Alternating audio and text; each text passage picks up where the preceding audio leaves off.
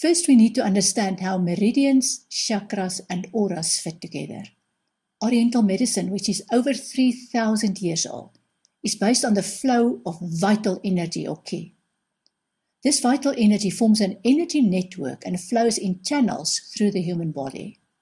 Acupuncture and reflexology use these energy channels to identify pressure points which, if not functioning well, cause disease.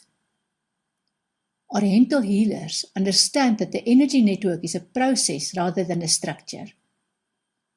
This means that whereas a Western doctor would study the anatomy of the human body by cutting a dead body open, a Chinese medicine practitioner would study the flow of energy in a live human body to understand the flow of the energy. Blockages in the flow of energy can be caused by stress, injury or trauma, substance abuse or an inadequate diet. It then makes sense that any issues with this energy flow will dictate how we feel, what we think, and how we use our body. There are 12 primary energy lines in the human body. Each one of these energy lines is associated with the functioning of an organ, but the energy line is not the organ itself. These 12 primary energy lines form opposing forces, which is represented by yin and yang. Yin and yang are best known to be represented in the Taiji 2 or diagram of the Supreme Ultimate. In short, the Taiji 2 or yin-yang symbol consists of a circle divided into two halves by a curved line. One half of the circle is black, representing the yin side. The other is white for the yang side. A dot of each color is situated near the center of the other color's half. There's a lot more to this symbol, which we will discuss in more detail in a different module. The yang energy lines run down the body, and the yin energy lines run up the body. And together they form these opposing forces that need to be in balance. The opposing forces are yin, which is female, contracting, passive, cool and soft. And on the other hand, yang, which is male, expanding, active, hot and hard. The yin organs or solid organs, which are represented in the energy flow through the body, are the heart, the pericardium, lung, spleen, liver and kidney. The yang organs or the hollow organs are the stomach, gallbladder, large and small intestine, urinary bladder and triple burner. For example, the heart is a solid organ and its counterpart is the hollow small intestine. The flow of energy in all these organs need to be in balance. The meridian lines do not refer to the organs themselves, but to the flow of energy in and around these organs. What is the triple burner? In Chinese medicine, the triple burner or sanjiao is the sixth organ, which is represented by the hollow space inside your trunk. This hollow space is divided into three sections. The upper burner represents organs in the thorax and the breathing function. The middle burner represents the organs above the stomach and the digestive function. The lower burner represents the organs below the abdomen and the urogenital functions. If the three burners function well, then the organs are in synergy.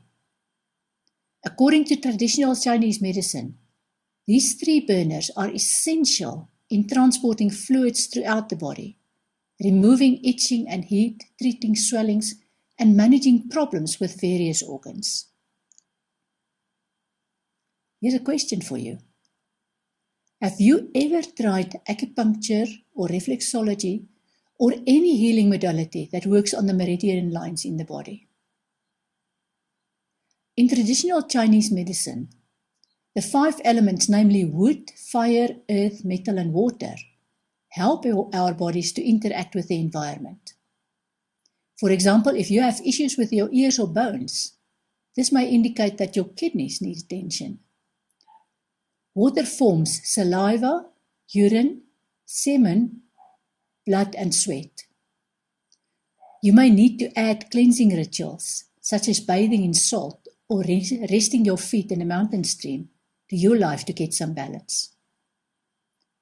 If you are healthy, then the energy will flow freely through the meridians, and there is harmony and balance between the body forces. If any of the internal organs have an abnormal function, then the energy will become stagnant in the meridians, and this can cause dis-ease. These blockages must be released for your health to improve. I can't say that I'm schooled in any of this knowledge. I'm still in kindergarten. However, I can tell you that in my experience there is truth in the meridian lines. I've done healing sessions where I could clearly see where the blockages were in the body. I couldn't name the meridian lines, but I can tell where the blockages are, because to me they appear perforated. I can then tell the client where I see the perforations, and together we can focus on healing the perforations and visualizing the energy flow returning to normal. That is without any perforations and neither too fast nor too slow. You may have heard about the tapping solution, a counseling technique where the client is shown where to tap on their physical body to release emotional trauma and restore the meridian flow into the body. Nick Ortner wrote an interesting book about this technique. There's a range of other modalities that also use these meridians as a basis for releasing and balancing energy, including shiatsu, qigong, tai chi, yoga postures, and meditation. How do these energy lines in our body differ from the ley lines or energy lines in the earth? They don't. The energy lines in the earth also allow energy flow. And these earth energy lines also need to be clear to ensure a healthy flow of energy. I lived in the UK, where ley lines are well known for many years. These earth meridians are called ley lines. Ley refers to a clearing. These lines are not limited to England. In Germany, they are known as Heilige Linien, or holy lines. The Irish refer to fairy paths, and the Chinese call them dragon lines. In Peru, the lines are known as spirit lines, while the Australian Aborigines refer to song paths.